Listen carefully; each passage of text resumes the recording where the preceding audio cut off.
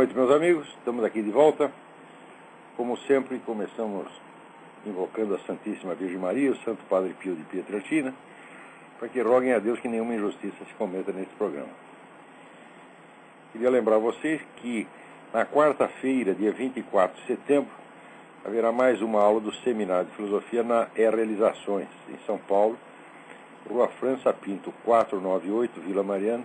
Inscrições pelo telefone 5572-5363. Isso é 011, porque é São Paulo. 5572-5363. Também lembrar que estaremos lançando um curso de filosofia pela página seminariodefilosofia.org, muito em breve, e que eu creio que esta semana a apresentação, o projeto geral do curso, já estará à disposição dos visitantes da página. Fiz uma gravação aqui explicando qual é mais ou menos a minha ideia. Então, www.seminariodefilosofia.org. Também aqui o Farol da Democracia Representativa está anunciando o lançamento do livro do nosso colega, tanto do Farol da Democracia quanto do Mídia Sem Máscara, e Pojuca Pontes, um escritor extremamente talentoso, um dos 5 ou 6 pessoas que ainda sabe escrever em português no Brasil. O livro chama-se A Manha do Barão, Confissões de Bom e Mau Humor, que é um estudo sobre um personagem interessantíssimo, que é o Barão de Itararé, o Aparício Torelli, ou Aporelli. Você vê como nós, conservadores, nós somos fanáticos odiadores dos nossos inimigos, nós vivemos escrevendo livros, né, sobre os personagens interessantes da esquerda, como eu fiz sobre o Otto Maria Carpo. Ele está fazendo agora sobre o Barão de Itararé, que era mais comunista que a peste, mas era realmente um homem engraçadíssimo, muito talentoso. Agora, essa semana aconteceu essa coisa de que o presidente equatoriano está aí querendo acabar com a Odebrecht, a empresa brasileira Odebrecht, acusado de construir uma usina hidrelétrica com danos estruturais. Está lá ameaçando a Odebrecht, né? Ao mesmo tempo, né, o mesmo Correia está aí descendo o cacete na Chevron, né, e dizer que vai romper lá um contrato com a Chevron. Olha, é muito interessante você ver o que está acontecendo. Esses governos comunistas no mundo, eles inventaram um novo jeito de acabar com o capitalismo. Quer dizer, você não diz que você vai fechar a empresa ou encampá-la, porque isso é o programa socialista de estatizar a economia. Não. Você diz que você não vai estatizar a economia coisa nenhuma, que vai continuar tudo livre mercado, mas você, em vez de uma lista de acusações, né, para fazer a mesmíssima coisa sob outros pretextos, sob pretextos moralísticos, jurídicos, etc, etc.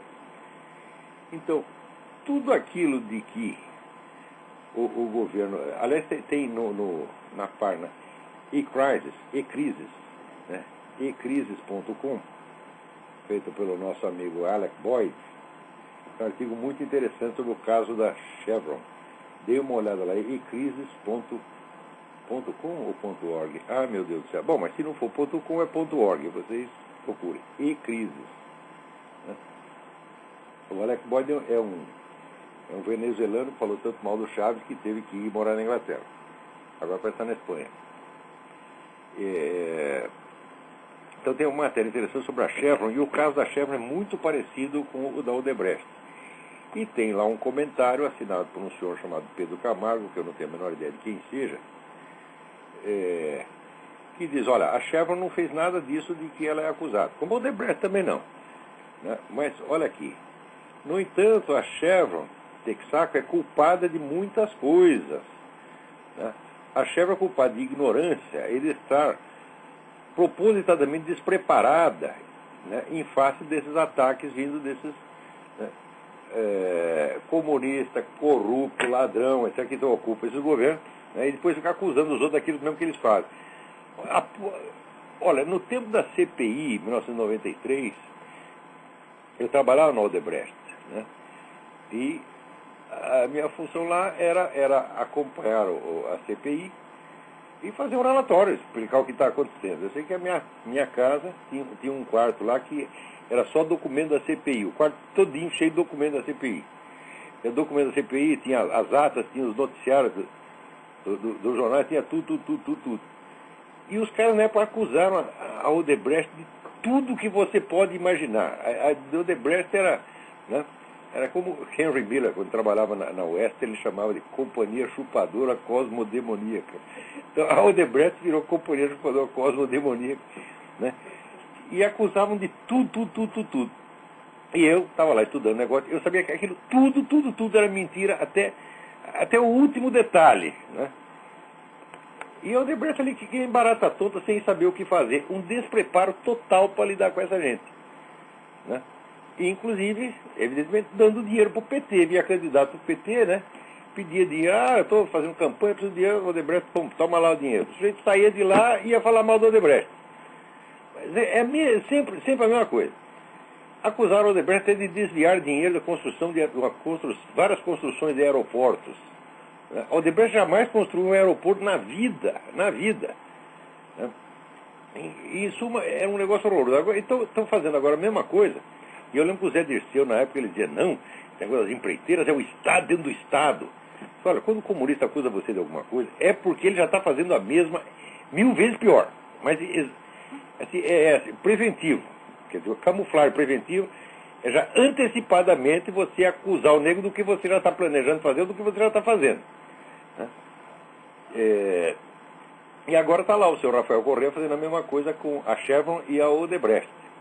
E essas duas companhias, aí esse seu Pedro Camargo está com toda a razão, são culpados de ignorância e presunção. Porque são esse bando de idiota que acha que a Guerra Fria acabou, agora são só os fatores econômicos que contam, né? Agora é o livre mercado e tudo se resolve com dinheiro.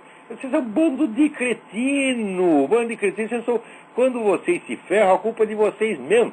Essa presunção empresarial, né? Esse dinheirismo idiota, né, que acha que o mercado resolve tudo, né, e, sobretudo, essa obstinação de ficar cantando vitória sobre o movimento comunista, quando o movimento comunista cresce dia a dia, e pega gigantes como a Chevron e a Odebrecht e humilha, põe de joelho, exatamente como Hitler dizia que ia pôr o empresariado de joelho. Eles já põem de joelho. Não, de joelho eles estavam no ano passado, agora estão de 4, né, comendo grama no chão.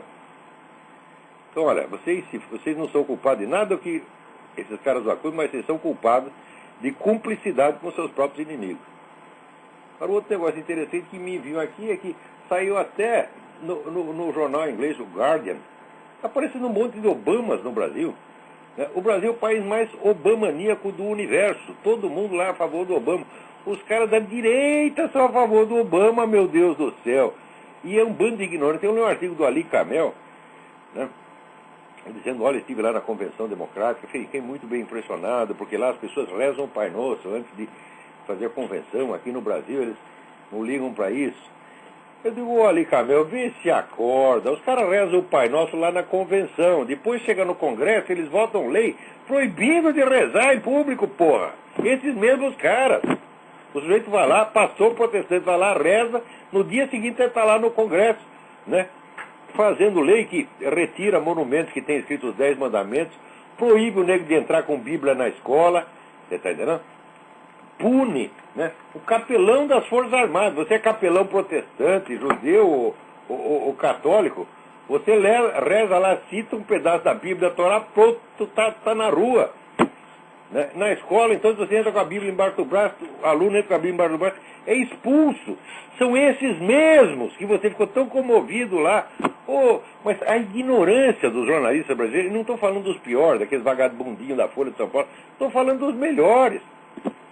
A ignorância dos caras, olha só o que acontece aqui nos Estados Unidos, assim, olha, eu não sei, eu me lembro do falecido Inácio Silva Teles, né, que uma vez foi fazer uma conferência, convidei ele para fazer uma conferência, não lembro o que é, e ele começou a conferência dizendo, meus amigos, a minha ignorância do presente assunto é incomensurável.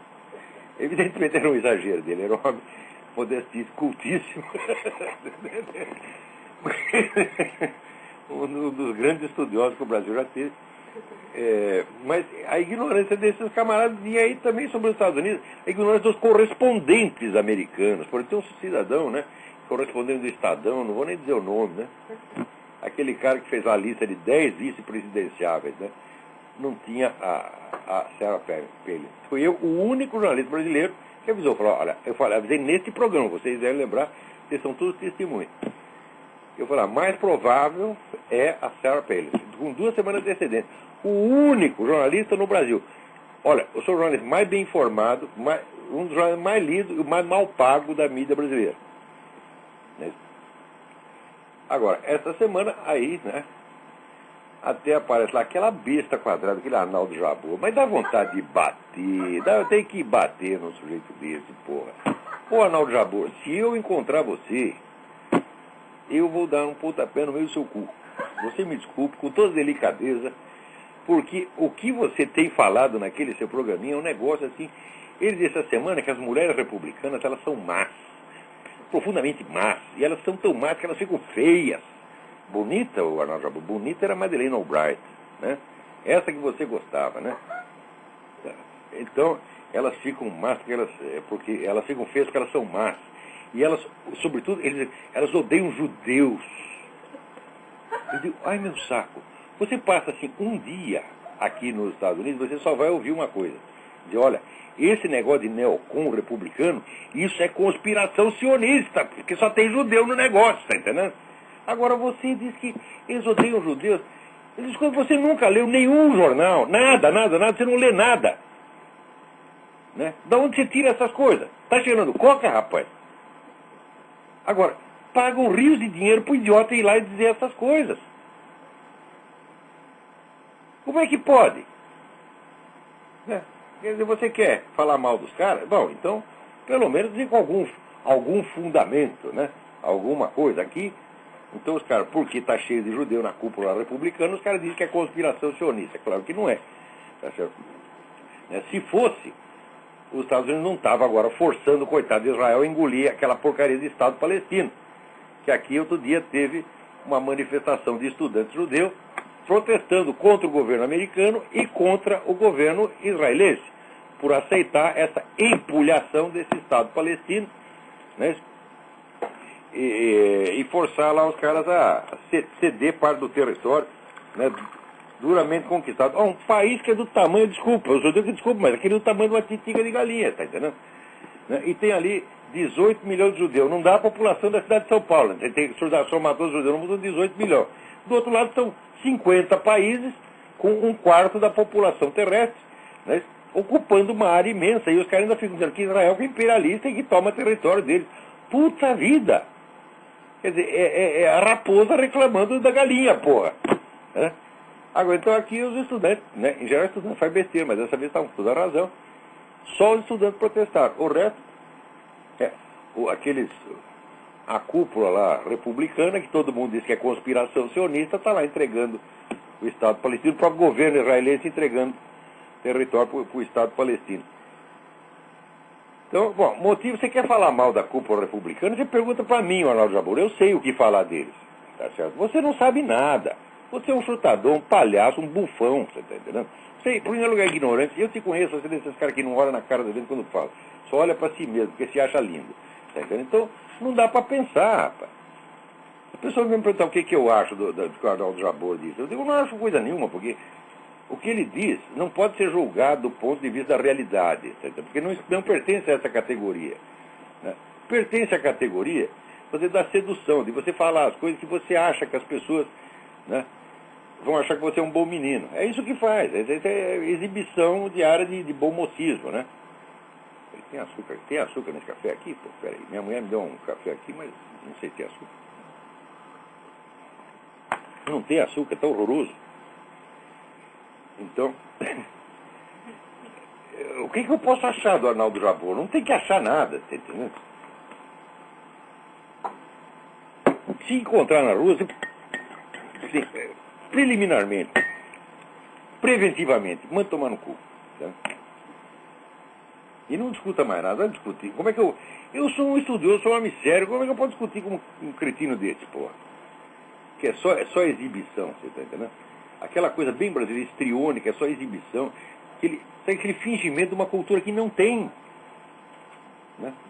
Agora, você vê, a mendacidade dessa mídia brasileira é uma coisa que ultrapassa, né? Eu falei um negócio do incomensurável. Eu falei, é incomensurável, entendeu?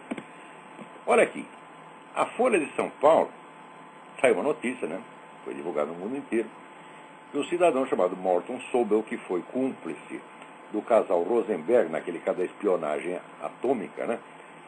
Os dois foram executados em 53, o casal, e esse Morton Sobel ficou lá preso, né? E que ele sempre disse que era inocente, etc, etc. Assim como o casal Rosenberg, todo mundo, a esquerda inteira dizia que é inocente. Depois dos caras condenados, né? Ainda teve uma homenagem ao Rosenberg, ficaram 50 anos dizendo que não. Aí o Morton Sobel, com 91 anos, disse: não, é tudo verdade, a gente espionou mesmo, passamos o negócio para a União Soviética. Só que a Ethel teve pequena participação na coisa, ela era uma boboca que só estava ali acompanhando. Ela, né?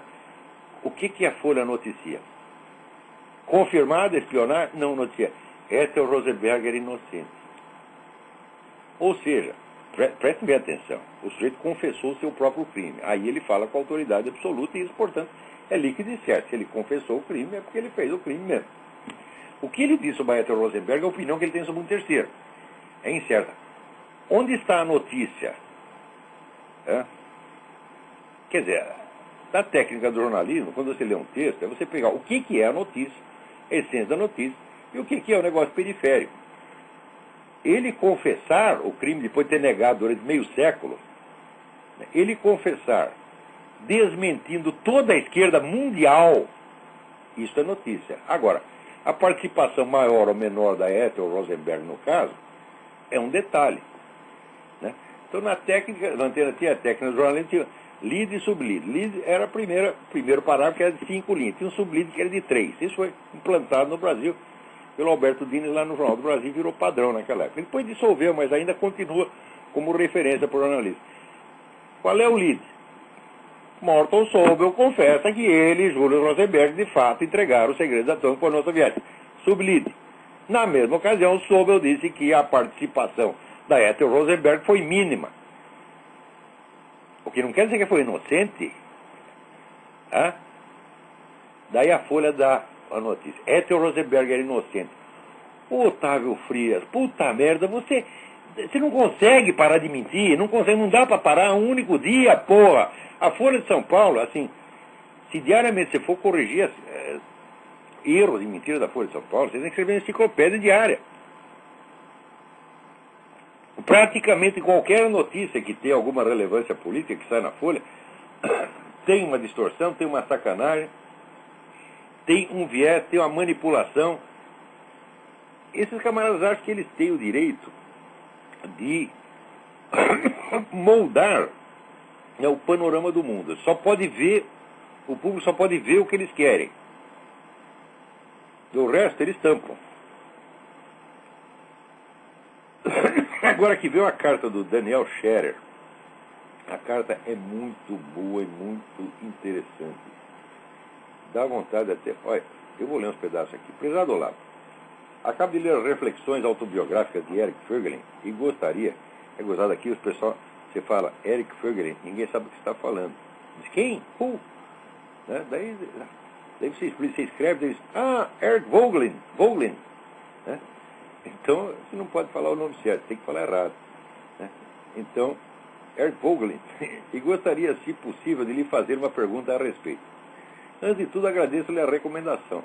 O livro é realmente uma pequena joia. Essa é realmente uma maravilha. Não é porque foi a minha filha que traduziu, não é porque fui nem eu que recomendei, mas tem que ler esse livro. Tem que ler porque é a história de uma vida de estudo. Como é que esse cidadão planejou o que ele queria ser quando crescer, né? E planejou qual era os assuntos, mais ou menos, que ele queria desvendar, e daí fez a lista do que ele precisava saber para chegar lá, e foi, né, estudando, com professor atrás de professor, lendo livro atrás de livro, e viajando, ia atrás, ia nos lugares para buscar as coisas. E fez, assim, uma carreira de estudioso maravilhosa. Bom, a obra, porém, me deixou com algumas questões. Li que certa feita perguntaram a Voegelin qual era a sua confissão religiosa, e ele naquele momento disse ser um cristão pré-reforma, um cristão humanista. Mas depois, em uma carta, afirmou que estava brincando e não era fácil classificá-lo. Honestamente, não sei em que medida isso tem importância e entendo que a necessidade de rotular alguém é frescura pura e simples. Como o senhor disse em uma das aulas da História Essencial da Filosofia, o que importa é a abertura ao fundamento, ou, no dizer de Voegelin, atenção em direção ao plano divino. o resto é, se não é relevante, pelo menos secundário. Entendo também que a religião, em última ratio, não é senão um mecanismo de abertura da alma, como o senhor diz na mesma aula. E percebo que talvez haja de fato aquilo que Karl Rahner chamou de cristão anônimo. Ainda assim ficou uma dúvida. Não existiria algum risco em defender-se, de maneira meramente intelectual, para essa abertura ao infinito ser o segmento, digamos, litúrgico de uma dada tradição religiosa? Olha, Daniel, a resposta mais exata que eu conheço é não sei. Não sei, eu tenho pensado nisso um tempo. O próprio caso do Voegelin, né, é tão ambíguo e tão difícil de resolver isso, porque ele mesmo morreu sem saber isso, tá entendendo? O fato é que ele, quando morreu, ele deixou instruções explícitas, né, antes de morrer, para ser enterrado de acordo com o rito luterano, que é a religião na qual ele nasceu. Tá certo? E poucos dias antes de morrer, ele disse para a mulher dele, né, fulaninha, eu agora entendi o cristianismo. Né? Só que daí não dá mais tempo de explicar. Ele falou isso e morreu logo depois. Né? Então, morreu cristão, morreu na igreja luterana, tá certo? Isso não tem a menor dúvida. Mas ele jamais se interessou por esse tipo de definição. Também nunca disse que ninguém devia agir como ele. Né? Essa é apenas uma atitude pessoal dele. Porque você precisa ver que as nossas atitudes com relação à religião, elas têm algo a ver com o nosso equilíbrio interior. Quer dizer, para o Voegelin poder fazer a investigação que lhe interessou e tal, ele precisava realmente estar colocado, por um lado, estar colocado fora da fiscalização dos teólogos, etc., etc., e por outro lado, comprometido de algum modo com o cristianismo como baliza. Né? Então, o Voegelin é um filósofo cristão em última instância. E eu acho que se você quer fazer um trabalho filosófico sério, você não vai poder fazer mais do que isso, não. Porque o desempenho daqueles filósofos que foram comprometidos, vamos dizer, com a igreja no século XX, foi absolutamente lamentável. Você pega esses Maritain e outros, né? Emmanuel Mounier, etc., só fizeram besteira. E, no entanto, estavam lá na igreja, cumprindo a liturgia, etc., etc. E tem outro que, o Voegelin só foi na igreja 2 vezes na vida. Né? Você leu o Maritain, você termina comunista. Né? E você leu o Voegelin, você vai para a igreja. Então, pelos frutos conhecereis. Entendeu? E Deus se serve desses camaradas relapsos, né? Como o Voegelin, o Mário Ferreira dos Santos, para operar algumas maravilhas. Né? E às vezes pega lá os sacerdotes, os cardeais, etc., e passa por cima deles. Né? Olha, eu acho que esse não é o problema. Você gosta do Eric Voegelin? Tá bom, Eric Voegelin morreu, você reza pela alma dele. Talvez você esteja lá no purgatório. Né? Ele é cristão, mas não é na igreja. Você esteja no purgatório, reze, ué. Eu faço isso, todos aqueles que eu amo e morrem, a gente reza por eles. Então, quem sou eu para julgar a ortodoxia do cara, para mandar ele para o céu, para o inferno? Não é nada. Tomara que esteja no céu. Então você reza para ele e já está fazendo o mais que pode. Agora recebi aqui uma outra carta do cidadão, evidentemente não vou dar o nome, que ele diz: eu sou adepto do nacional-socialismo hitlerista. E fica reclamando. Eu pensava que já está rindo. Pô. Assim não dá, fica reclamando.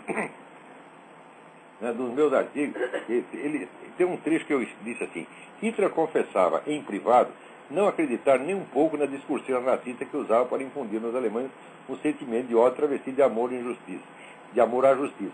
Daí pergunta aqui o meu Mishivitz: isso é uma opinião subjetiva ou embasada em fatos e fontes honestas? Olha, isso aqui está no livro do Hermann Rauschning, tá certo? Que é Conversações com Hitler. É um sujeito que conheceu Hitler muito melhor do que eu e você. Estava com Hitler quase todo dia. Ele era governador, era mesmo militante do Partido Nazista, chegou a ser governador de uma província, estava subindo na hierarquia nazista, quando percebeu que aquilo era uma merda, e foi embora para a Inglaterra e publicou esse livro. Então tá, eu não sei aqui de cabeça, não dá para, mas é um trecho bastante conhecido e muito citado do livro do Hermann Rauschning. Né? Daí ele pergunta, né, Quem sou eu para ficar falando mal do Hitler? O senhor já leu as obras de Leon Degrelle, Augusto Kubitschek, Relatos dos Empregados? Olha, as obras do Kubitschek não, mas acontece que ela é bastante, depoimento do Kubitschek é bastante citado na biografia do John Toland, né? E a conclusão ali é que o tempo que ele conviveu com o Hitler era um bom sujeito, que se interessava pelos pobres, ajudava as pessoas, falava, mas e daí? Né? Grande merda, entendeu? Né? 100% ruim ninguém pode ser, tem que ser bom em alguma coisa. Né? Então podia ser bom para os pobres que ele viu lá um dia, tá? Mas para os judeus ele não foi muito bom. Né? Então pergunto, para quantos Hitler foi bom e para quantos foi mal? Esse é o problema. Né? Além disso, dizer Hitler era só o representante legítimo natural de todo um sistema, o racismo científico. Né? E daí cita aqui o Alfred Rosenberg, né? o Himmler, Gobineau, Chamberlain. Olha,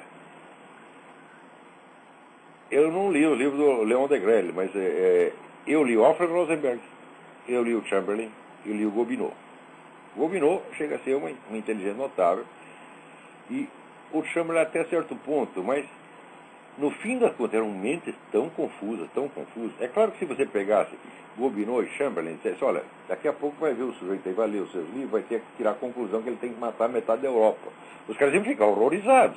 Você não pode culpá-los pelo que o Hitler fez. Mas isso não quer dizer, né, que aquilo que eles falam tivesse algum fundamento. Eu acho que não tem fundamento. Eu acho que são mentes confusas. Entendeu? O que não quer dizer que fossem pessoas más, né? Chamberlain era um doce de gente, o Gobineau também, era sério, estavam fazendo o que achavam que deviam fazer, mas que depois deu merda, deu, porra. Agora, não é que nem Karl Marx, porque o que aconteceu na Rússia não foi uma distorção do que disse Karl Marx. Karl Marx disse explicitamente que para realizar aquilo precisava liquidar povos inteiros, e devia liquidar povos inteiros. Ele diz isso, os caras fizeram exatamente isso. Agora, o coitado do Gobineau, Chamberlain não disse que era para matar ninguém, muito menos o coitado do Nietzsche. Né? Que o Hitler era leitor de Nietzsche, sabia trecho de Nietzsche, de cor, Schopenhauer também. Coitado do Nietzsche e Schopenhauer não disse que era para matar ninguém. Né? Richard Wagner, né? Você foi lá assistir uma obra de Richard Wagner, saiu matando pessoas. Né? Inspirado por Richard Wagner. O que é isso, porra? Richard Wagner também não matava uma mosca. E muitas dessas ideias alemãs, essa germanofilia, tal, ela faz sentido poético ali em Richard Wagner, mas como doutrina científica, foi pelo amor de Deus, porra. O alemão até o século XIX era tudo analfabeto. Né? Você não tinha nem escritor. O escritor alemão escrevia em latim e francês. Era um povo atrasado e complexado, porque sabe que todo racismo nasce de complexo. O sujeito pisa em você, daí você começa a achar que você é superior. Agora aí, esse obamismo, o que é isso aí? Os caras estão querendo provar que são superior, que são os gostosão. Tá? O alemão fez a mesma coisa, porra. Né? Então, eu recomendo para você, se alguém discriminar você, sabe o que você faz? Você agradeça a ele, porque eu já fui muito discriminado na vida. Né? E fala, não é grande pecado me discriminar, eu sou um bosta mesmo, que diferença vai fazer? Né? Não seja muito orgulhoso, não. Você quer... Para que guardar trauma das humilhações sofridas? Raros brasileiros foram mais discriminados e sacaneados do que eu. Tá certo? Eu não estou com raiva de ninguém. E não quero vingança, não quero reparações, não quero coisa nenhuma. Né? De vez em quando mando um tomar no cu e pronto, isso aí já me satisfaz. Então, discriminaram você? Manda tomar no cu, esquece, é pensar outra coisa. Agora, o alemão ficou com aquele negócio ressentido, sobretudo depois da Primeira Guerra, que os caras... Né, os vencedores impuseram à Alemanha ali reparações, não sei o que simplesmente não dava para pagar. Então, praticamente fomentaram um ressentimento nacionalista. Né? Do mesmo modo que os povos que escravizaram outros, né? Você vai escravizar os caras na África, vai lá dar um monte de chicotado no lombo, você espera que eles vão adorar você. Não é possível, né? Então tá aí, olha, já li esse negócio todo e, sinceramente, racismo científico, olha, não dá. Sobretudo depois do que a gente sabe hoje sobre o negócio de genética, não dá mais para... Não dá nem para você saber direito o que é raça. Todo mundo tem sangue africano, até Adolf Hitler. Muito bem. Agora, aqui alguém me manda também um negócio que saiu no site DefesaNet,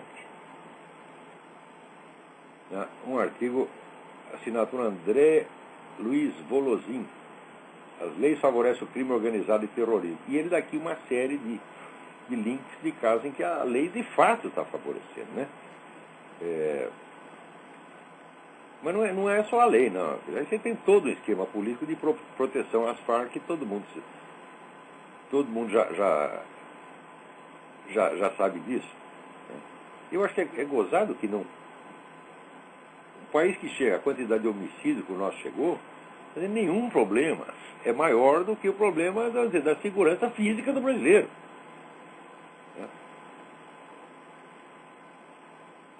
Muito bem. Agora aqui está aí o Lula convocando a UNE a deflagrar a campanha O Pré-Sal é Nosso. Ao mesmo tempo que ele faz isso, aparece aquele cretino do general Andrade Neri, escrevendo naquela merda de Jornal da Hora do Povo, né? Dizendo que nós precisamos defender ali o pré-sal contra o imperialismo americano, porque eles vão invadir, eles vão tomar tudo, né? Olha que coisa incrível que o sujeito diz, né? Quer ver, eu vou achar aqui, ó. Maravilha que ele diz.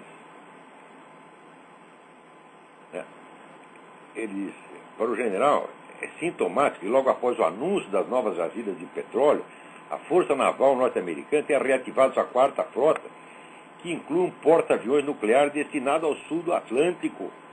Aspas, palavras do general agora. A primeira preocupação é que a potência hegemônica, quer dizer, Estados Unidos, que não dispõe de petróleo, que só tem petróleo para 5 anos, no dia seguinte à confirmação dessa descoberta, declarou que não reconhece a soberania brasileira sobre as 200 milhas náuticas. Imediatamente criou a quarta frota naval. O que porra é essa, general? Primeiro, como é que os Estados Unidos não têm de petróleo? Só o que foi descoberto nos últimos 3 anos, depois que eu cheguei aqui, que eu acompanho isso, e não acompanho nem pela Folha de São Paulo, nem pelo New York Times. Duvido você ler o New York Times, duvido você ler em inglês, general. Você é muito burro, né? Isso deve ir para a Folha de São Paulo. Tá entendendo? Agora, eu leio aqui as publicações, vamos dizer, de investidores, as publicações técnicas, etc. Eu sei, só o que se descobriu nos últimos 3 anos, tá certo? É o dobro do que tem na Arábia Saudita, meu filho. Não é do que tem no Brasil. Os Estados Unidos têm reserva de petróleo imensa, só que tem o seguinte, o problema aqui não é falta de petróleo, aqui o problema é falta de vergonha na cara. Porque está aí um monte de Pelosi's, né? Ted Kennedy, John Murta, Obama, que não deixa furar posto de petróleo. O petróleo tem que ficar lá guardado, não pode mexer. Tem que fazer aqui energia eólica, tem que ficar todo mundo soprando. Né? Energia eólica, tem que usar energia eólica. Então tração animal, botar a Pelosi lá na frente da carroça, é essa energia que eles querem, para não contaminar o mundo, né? Esse é o problema aqui, general. Não é falta de petróleo não, pô. Segundo lugar, qual é o maior acionista da Petrobras, general? É o Jorge Soros. Hã? Você quer dizer que os Estados Unidos vai mandar a quarta frota aí para atrapalhar o Jorge Soros, para impedir o Jorge Soros de ganhar dinheiro? Ah, general, vai lamber sabão, vai para a escola primária, seu analfabeto, tá certo? Incapaz, senil, idiota. Você é uma vergonha para a nossa Força Armada, ainda fica escrevendo nesse jornal comunista. Tu é um puxa-saco de comunista. Não acredito que isso pessoalmente seja comunista, que diferença faz? Tá certo? As ideias interessam. Nos grandes homens, nos homens de pensamento, interessa ideia. No homem medíocre não interessa ideia, interessa onde ele está e com quem ele está colaborando. Tá? Você tem um ditado francês, se quer mudar as ideias do homem medíocre, muda ele de lugar. Ele senta no lugar, pô, já mudou de ideia. Você, se sair 2 semanas dessa companhia que você anda, você vai mudar de ideia também. Tá certo? Que não tem ideia nenhuma, só tem ideia de jirico, porra. Agora, o gozado é que ele diz, olha aqui, por que eles nomearam o comandante dessa frota o contra-almirante Joseph Kernan? Se a frota humanitária, teriam colocado à frente o comandante do navio. Ele foi o instrutor do SEAL, grupo de elite da Marinha dos Estados Unidos, que são os homens lãs, treinados para a guerra. Botaram esse cara lá perigosíssimo. Está a fim de ferrar com a Marinha brasileira. Ai, que medo. Bom, Agora, enquanto isso, está aí o general Kernan dando, o almirante Kernan dando entrevista aqui, né, falando o quê? Maravilhas da Marinha Brasileira. Diz, não, eles são todos nossos amigos, eles estão dispostos a colaborar, né? O que diz ele até o seguinte: o que se ouve dos altos oficiais não corresponde exatamente ao que sai na mídia, né? Então está aí o general falando sobre, o almirante falando só bem da Marinha Brasileira, né? E o cara lá achando que contra o almirante Kernan é um sujeito perigoso. Quer dizer, olha, o sujeito foi comandante do Almirante, e daí? Significa que ele vai invadir o Brasil por causa disso?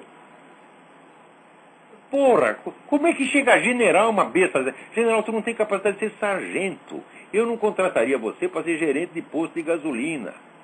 Você está entendendo? E você não tem capacidade para ser meu aluno. Qualquer aluno meu tem mais cultura, mais preparo do que você. Portanto, não adianta vir querer se inscrever no meu curso. Se você se inscrever no seminário de filosofia, depois de lá para fora, porque você não tem capacidade. Tá certo? Você é uma vergonha ambulante. Agora, tem oficiais, bons oficiais na Força Armada Brasileira, que não gostam que eu fale assim, porque não, ele é um oficial das nossas Forças Armadas, etc. Mas eu falo assim, nem que fosse cardeal, nem que fosse papa, porra.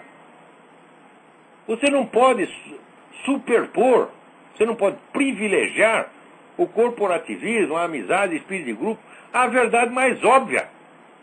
Porque se vier um sujeito aqui que é meu primo, meu tio, meu pai, tá, meu irmão, né, a minha mãe, sai falando uma coisa dessa, eu vou dizer, cala a boca, burro.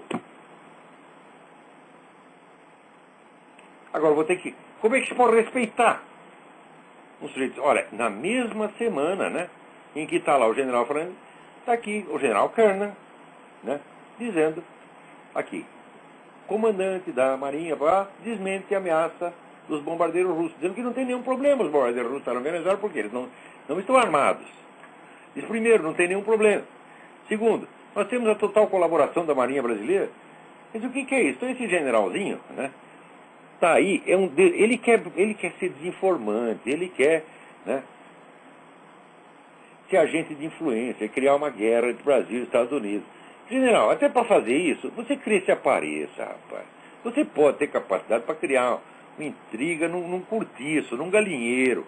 Agora, essa grande intriga internacional, bom, pode ser até que tenha no Brasil, no Senado brasileiro, no governo brasileiro, quem leva a sério o que você diz, né? Mas olha, tu não tem capacidade nem para fazer essa merda que você quer fazer. Só quem leva você a sério é a Hora do Povo, né? Que é dirigido, você sabe o quê? É o Carlos Lopes, né?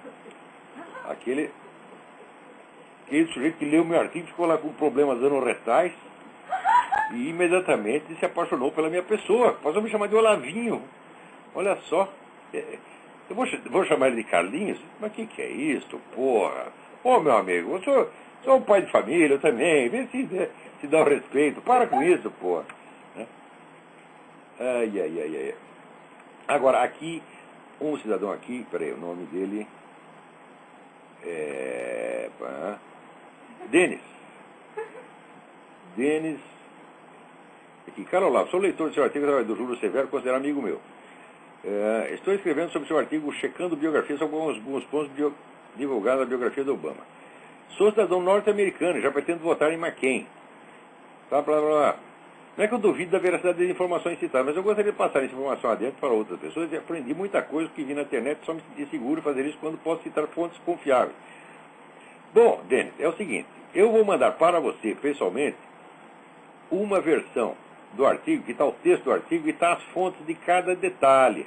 Só de 2 detalhes eu não achei necessário dar fonte, que é aquele negócio de que ele era muçulmano quando era criança, que isso até foi bem divulgado aqui, então isso não precisa. Mas todos os outros detalhes que eu dei aqui 8, não é mentira, 8 crimes do Obama, crimes, porque o sujeito é falsário, falsificou certidão de nascimento para enganar toda a nação americana, tinha que estar na cadeia esse vagabundo, tá entendendo?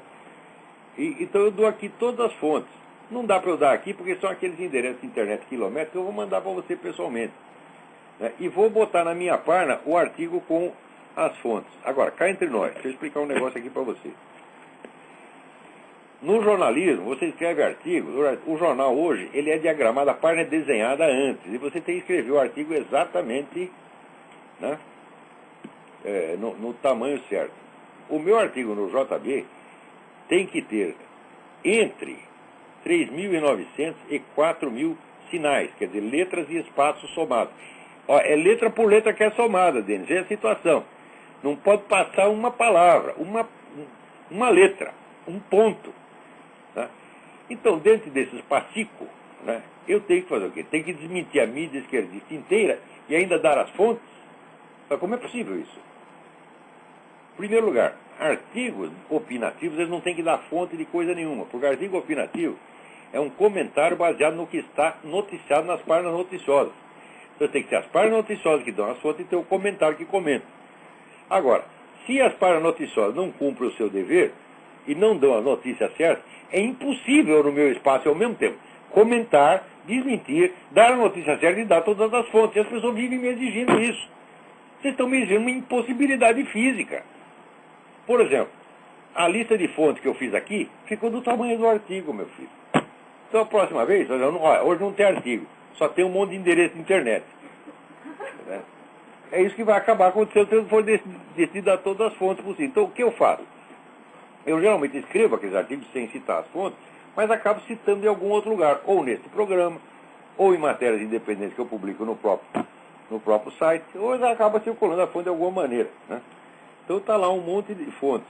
Olha, só naquele negócio que eu falei de que aquela cumplicidade lá entre Obama e Louis Farrakhan, aquele pastor que dizia que o judaísmo é a religião do esgoto. Aí está bom pro rapaz ali do racismo científico. Né? O Louis Farrakhan, o judaísmo é a religião do esgoto. Né? O Obama viveu ajudando esse cara. Né? Então eu dou ali, só disso eu dou 5 fontes diferentes. Não é isso? Com relação, quando eu falo processo, que o Obama está sendo processado por falsidade de Aurora, por ter forjado uma certidão de nascimento, eu dou aqui a página onde você tem o próprio texto das petições, é o próprio advogado que abriu esse processo, ele fez um site, botou lá todos os documentos oficiais, está tudo lá. Obama está sendo processado e tem até o dia 24 para responder ao processo. E nada disso sai na grande mídia. Daqui a pouco está o Obama na cadeia e todo mundo diz, uai, cadê o Obama? Né? O que é isso, porra? O processo está correndo aqui. Você pensa que a justiça aqui é brincadeira? Né? Pedi mais um cafezinho aqui para minha digníssima. Né? Então, vamos lá. Não tem telefonema hoje, é? Todo mundo amansou? O que foi? Desistiram? As ligações ficaram tão ruins que o pessoal desistiu. Né? Tá aqui aquele negócio que eu digo que os estudos do Obama em Harvard foram financiados por um muçulmano pró-terrorista. Está aqui lá. Isso saiu no Investor Business dele. Excelente jornal de negócio que tem aqui. Saiu lá, está aqui a fonte, está tudo lá, está tudo explicadinho. Eu vou mandar para você e vou botar no meu site.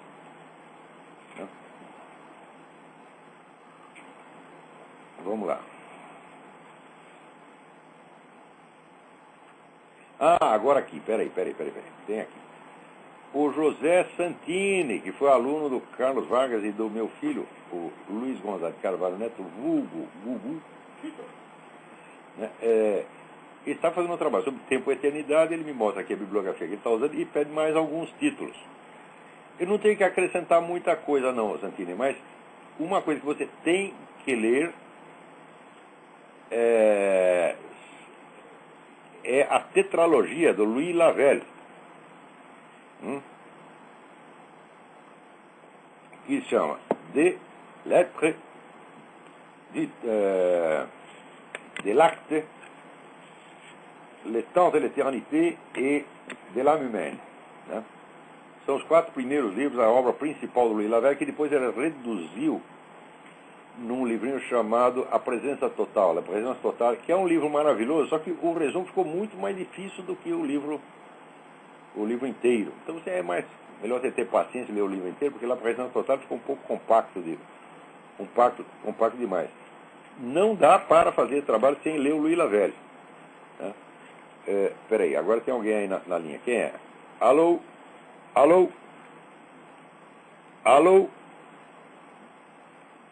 O que há, hein? Essas ligações estão cada vez piores. Alô? Tem alguém aí? Aqui, o Wilson Pereira de Souza me pergunta, ainda existe no Brasil de hoje uma elite? Não questiona sobre uma elite que chegou ao poder, que se apropriou dele com impostura. Né? Eu falo da existência de uma elite na acepção do termo genuíno. De certo, não há mais. Elite intelectual no Brasil não há mais. Elite intelectual nem social, nem coisa nenhuma. Né? No Brasil, o milionário vai em baile funk. O sonho dele na vida dele, é ser favelado. Né? E intelectual, então, bom, intelectual no Brasil é o Gilberto Gil, é o Arnaldo Jabor, meu Deus do céu. Ai, meu saco, o Arnaldo Jabor é intelectual. É o Paulo Coelho e tal. Alô? Alô, tem alguém aí? Sou de Guarapuava. Alô, quem é? Emílio de Guarapuava. Emílio, tudo bem? Tudo bom? Professor, Diga. Provavelmente esse pessoal que está ligando e não está conseguindo falar é porque está usando o Click to Talk da página do Blog Talk Radio. Eu estou ligando do Skype. Tá funcionando bem, né? Eu estou ligando do Skype. Eu acho Faz muito bem. tá boa a ligação. Uma vez eu liguei aí, fiz uma pergunta para o senhor, eu não sei se eu me expressei mal ou o senhor não entendeu direito, mas eu tenho refletido bastante que eu trabalho com tecnologia e do papel da tecnologia no controle das pessoas. Sim, sim. Porque hoje, por exemplo, coisas como o próprio processamento de informações, de dados de impostos, de um monte de coisa, não seria possível se não tivesse havido progresso da tecnologia, da velocidade dos computadores, dos sistemas de informação, esse tipo de coisa. E, inclusive, acho que o senhor deve estar sabendo, ano que vem os carros vão ser obrigados a sair de fábrica com etiquetas inteligentes no Brasil. Quer dizer que você localiza onde está o seu carro a qualquer momento. Exatamente. E tem coisas como aquela coisa, Ninguém reclama contra isso. nota fiscal paulista, esse tipo de coisa. Então, o que eu imagino é que vai ter que acabar surgindo um mercado de tecnologias antitecnologia. Certamente, e tem que surgir a defesa do cidadão contra ele. Deixa eu fazer um parênteses no que você está falando. Isso é um assunto da mais alta importância. Porque nos meios conservadores, liberais, direitistas, etc., o pessoal está preparado para combater o movimento comunista de 70 anos atrás. Ou seja, eles acham que o comunismo é o seguinte, você toma o poder e diz, agora é o regime comunista. Fica cancelada a propriedade privada. Né? Não, hoje em dia você tem meios, né, jurídicos, tecnológicos, psicológicos, etc., para você colocar tudo sob o controle do Estado sem mexer na democracia aparente. E os caras estão fazendo exatamente isso. E vocês, em vez de estudarem para ver o que está acontecendo e lutarem pela liberdade do cidadão, tá certo? Com meios eficazes, apropriados da situação atual, vocês não veem um comunismo de 70 anos atrás e dizem, acabou o comunismo, não há mais perigo. Quer dizer, mas que gente burra. Continua aí, Emílio. Inclusive, pela tese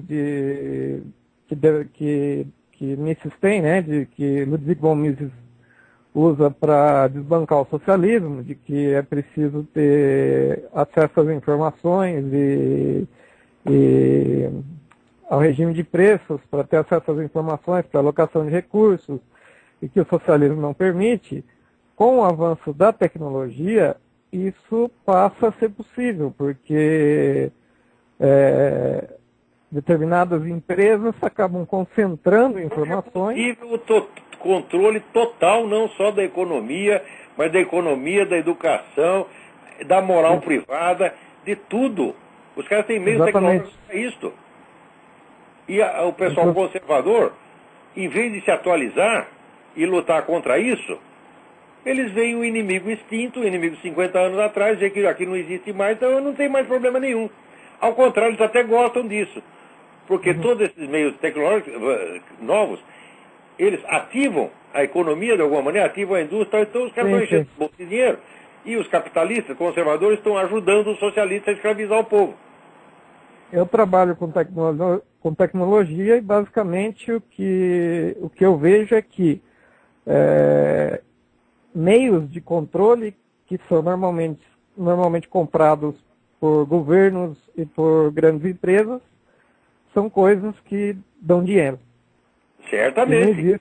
Então, não existe nenhum impedimento. Socialistas comunistas. E não existe nenhum impedimento moral nas empresas de tecnologia, porque elas são completamente amorais, para não fazer determinado tipo de coisa. Então é isso aí. Por um lado tem esses estatistas, centralizadores, comunistas, fascistas, e somos os caras que querem mandar na vida alheia. Né? E contrata lá as firmas para fazer isso, e o capitalista diz, que maravilha, esse é o progresso do livre mercado, etc. Esse é um bando de louco, no fim das contas. Olha, no final das contas, é muitíssimo importante. Muito obrigado por levantar esse assunto. É o assunto, na verdade, o principal do dia de hoje. Os meios tecnológicos... No final das contas, estamos cavando a nossa própria sepultura. Exatamente. Com o avanço da tecnologia. Exatamente. Eu vou desligar. Muito obrigado, professor. Deus abençoe. Obrigado a você. Tem mais alguém aí na linha. Quem é? Alô? Alô? Alô? Alô? Não deu certo. Alô? Tem mais um aí. Alô, Olavo? Sim, quem é? É o Alex da Flórida. Alex, tudo bem? Tudo bem, e você? Eu queria falar a respeito da... Cuba recusou a ajuda, a ajuda internacional, porque reclamando, né, que quer manter a soberania, quer dizer, eles querem manter a ditadura, né? Porque não querem que ninguém entre lá para poder mostrar... Eles querem se fuder soberanamente, é isso aí, pô. Vê um furacão, destrói lá a metade, não queremos ajuda, nós somos soberanos, etc. Que é isso, porra? Isso é um negócio criminoso. E o outro negócio que eu queria falar... Se ajuda, ele diz, esses malditos imperialistas não nos ajudam. Se vem ajuda, não, eles querem ajuda para interferir na nossa... É que nem o negócio do embargo, porque antes da Revolução, o grande problema de Cuba era o comércio com os Estados Unidos. Eles só nos roubam, etc, etc. Daí acabou o comércio com os Estados Unidos. Eles estão nos estrangulando, não comerciam com a gente. Quer dizer, a porra do imperialismo atrapalha pela sua presença ou pela sua ausência, afinal de contas. É verdade. E você viu aí os navios russos que embarcou na Venezuela aí, fazendo... O Chaves vai fazer um treinamento naval aí na Ilha do Caribe? Pois é. Isso aí já estão, como é que é, tiçando o leão com a vara curta. Mas olha, os americanos não vão fazer nada com isso não, eles parece que não estão preocupados, que não, esses caras esses navios não têm armas. Eles estão querendo chamar a atenção. O negócio é a guerra psicológica, tá entendendo? A guerra E outra coisa também, você viu aí esse empresário americano, o Pickens, falando que os Estados Unidos é autossuficiente em gás natural e petróleo? E é mesmo. Eu tenho estudado isso. Eu tenho uma pilha de recorte aqui. Se eu tivesse tempo de traduzir essa coisa toda, o que tem de petróleo aqui, que eles descobriram de petróleo Colorado, North Dakota, né, no próprio Alasca, no Golfo do México, é uma monstruosidade. E a filha da puta da Pelosi não deixa abrir um buraquinho.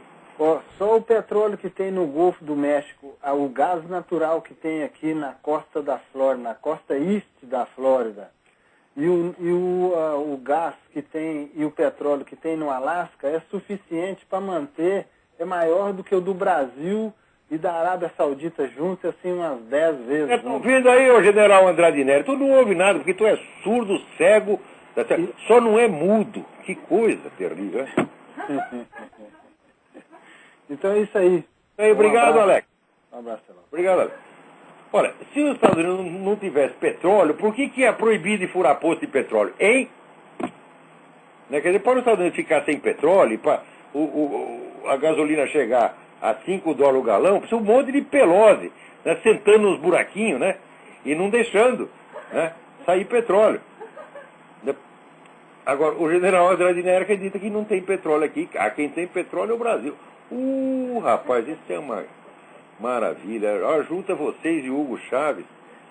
Puta vida. Olha, aposto, eles vão liberar a exploração de petróleo aqui. vão ficar autossuficientes e vão mandar vocês e o Chaves enfiar o petróleo no cu. Tá vendo? É o que vai dar. Agora, aqui, recebo uma carta. Peraí, tem outra pessoa. Alô? Alô, Olavo? Eu? Você tá me escutando? Tô, perfeitamente. Fala rápido que tá acabando. Eu só quero falar que o Mídia Sem Máscara teve vários ataques agora de vírus, né? E o pessoal tem cuidado e o Heitor de Paula também. Fizeram no site do Heitor de Paula, fizeram na Mídia Sem Máscara. Os meios que esses caras têm de lutar. Eles já têm o monopólio da mídia, da universidade, tem o espaço inteiro. Eles querem ter espacinho na internet, nem isso pode. Agora, então é isso, não é acertar e denunciar, tem que perseguir esses caras, tem que denunciar na justiça, tem que investigar e meter um processo, botar esse filho das putas na cadeia enquanto ainda pode. Porque daqui a pouco, se você reclama disso, você que vai pra cana. Chega lá, botaram vírus no meu site. Ah, é? Então esteja preso. Eu sou esse Olavo, falou aí, valeu. Agora, só para encerrar aqui, tem a carta do Rafael Matos Paixão, né, reclamando aqui do negócio do Dr. Túlio Simontini. Ele disse que eu não podia ter noticiado ele, que eu tinha que ler os trabalhos originais, né, e que não posso julgar a coisa por um simples congresso médico. Falou, olha, item 1, eu não sou médico, eu sou jornalista, estou cumprindo a minha obrigação de informar, tá certo? Não tenho obrigação nenhuma de ler o trabalho original, tenho obrigação de repassar a notícia, tal como eu a vi, porque eu assisti o vídeo do Congresso. Agora, ao mesmo tempo, Rafael, a sua casa é muito simpática, né, e você tem razão de exigir informação melhor, mas quem é o médico aqui é você, então é você que tem que ler o trabalho original e ver o negócio direito. Agora, por outro lado, você aqui também, né, reclama contra o que eu falei das doenças iatrogênicas, tá certo? Mas aí é você que cai na sua própria crítica, porque, veja, essa informação que eu dei, não foi eu que inventei. Eu tirei do livro Doenças Iatrogênicas do Dr. Carlos da Silva Lacaze, que durante 30 anos foi catedrático de doenças tropicais da Universidade de São Paulo e secretário da Saúde do Estado, tá certo? Então, antes de discutir comigo, é você que tem que ir lá na obra original, que, aliás, foi publicada aí no país onde você está, porque eu estou à distância. Eu li esse livro há 20 anos atrás, né? Mas você pode procurá-lo aí e ler, e daí você discute, não comigo, mas com o Dr. Lacaze. Vocês se entendam, vocês dois são médicos, vai lá abrir um com o outro. Do meu modo, você leia o trabalho original do Dr. Túlio Simontini e refute a ele, não a mim. Eu sou apenas o carteiro, porra. Eu não posso assegurar que o tratamento do Dr. Simontini funcione. Tá certo? Eu espero que funcione. E, aparentemente, o que ele disse ali faz sentido. Outra coisa, você diz aqui, havia como é que se diz? Você relatou um caso de um paciente com câncer que se cojou com o tratamento. Não, ali havia vários pacientes curados e não foi depoimento. Eles deram depoimento, mas ali tinha junto as radiografias e exames de laboratório. Eu vi as radiografias ali. Eu vi quando tinha o tumor e depois tinha o tumor. Coisa bastante eram vários. Quer dizer, não é uma coisa de afirmação, porque pegar um sujeito lá para dizer, fui curado e tal. Bom, muita gente pode, como você mesmo diz, muita gente pode ser, né, pode dizer que foi curado, não é isso? Agora, o negócio de doenças iatrogênicas, meu filho, é realmente sério, porque aqui nos Estados Unidos, só de infecção hospitalar, morre 200 mil por ano. Isso é metade do que eles dizem que morre de cigarro. Né? Morre 400 mil fumantes por ano. Note bem, por doenças associadas ao cigarro. Agora, os caras que morrem de infecção hospitalar, não morrem de doenças associadas à infecção hospitalar, morrem de infecção hospitalar. Quer dizer, um caso é uma associação causal hipotética, e o outro não. É a causa ali materialmente presente. E isso é metade. Então, agora você imagina, se você somar as estatísticas totais de iatrogenia, vai ser uma grandeza. Eu fui editor de revistas médicas. Outra coisa, você supõe que pode haver interesses ali comerciais. Ora, no Brasil, nunca se publica um artigo médico em nenhuma revista que não esteja associado ao anúncio que sai na mesma edição. Isso eu sei porque eu fui editor de revista médica, é assim. Hoje em dia, vamos dizer, até a Lancet, que era a revista mais famosa, mais idônea já está vendida também. Então, quer dizer que o consenso da classe científica já não vale mais nada hoje. Nós temos que usar as nossas próprias luzes. Então, Rafael, você faça exatamente o que você recomenda. Você vai aos textos originais, né, do Dr. Túlio Simontini, e ao texto original do Dr. Carlos da Silva Lacaille, examine-os e escreva. Se você quiser escrever uma crítica devastadora, com base você, escreva e mande para mim, que eu ponho lá no Mídia Sem Máscara, no meu site, não tem nenhum problema não, faça isso. Agora, a minha obrigação, que é de noticiar isso, foi dada aqui. Eu cumpri a minha obrigação. Então, cumpra também a sua e também você. Agradeço desde já pela sua colaboração. Então, com isso, acabou o nosso horário. Até a semana que vem. Muito obrigado.